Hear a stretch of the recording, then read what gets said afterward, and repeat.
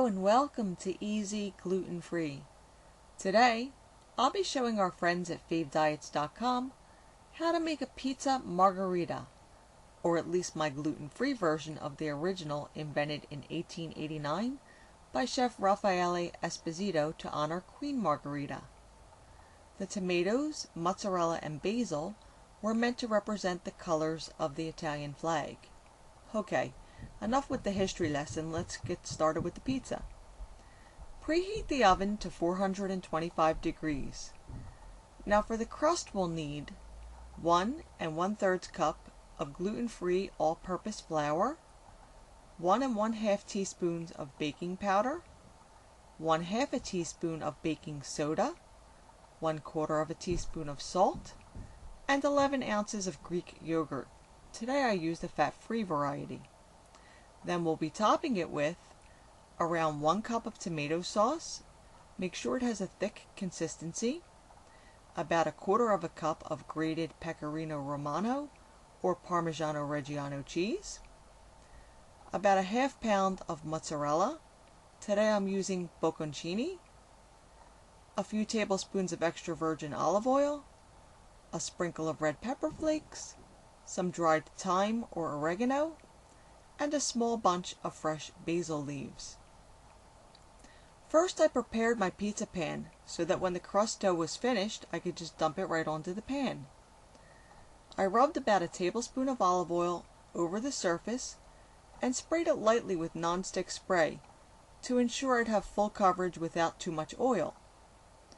Alright, now to make the crust, combine the flour, baking powder, baking soda, and salt in a medium bowl. Stir it all together with a wire whisk to make sure everything is well combined. Now add the yogurt and begin to mix. I started out with a rubber spatula, but found the mixture a bit too stiff, so I moved on to combining it with my hand. When the ingredients were mixed well, I just scraped the whole pile of sticky dough onto the center of the pizza pan. Then I went to wash my hands. I added a few drops of olive oil to my hands before patting out the dough.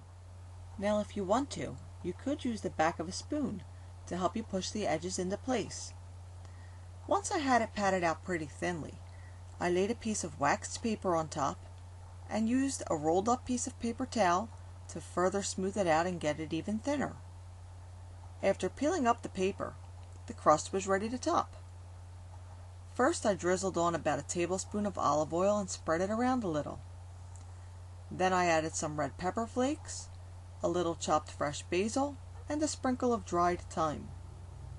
I spooned on the sauce, moved it around a little with the back of my spoon, sprinkled over the grated cheese, then I halved the bocconcini and evenly scattered them across the pizza. You could use larger mozzarella slices or even the grated variety if you want. Now I baked this at 425 for 20 minutes to get a deep golden brown crust. Now if you prefer a lighter crust, start checking it at around 15 minutes. Once the pizza came out of the oven, I let it cool down for a few minutes before removing it from the pan. What you'll want to do is slide a spatula under the pizza in various locations to ensure that it doesn't have any sticking points. Then you can just lift up a corner of the pie and slide under a wooden cutting board or a pizza peel to remove it from the pan. Now just sprinkle it with more fresh basil, cut it up, and it's ready to serve. It really came out great. The crust was thin and crispy, but it had a nice amount of chewiness to it as well.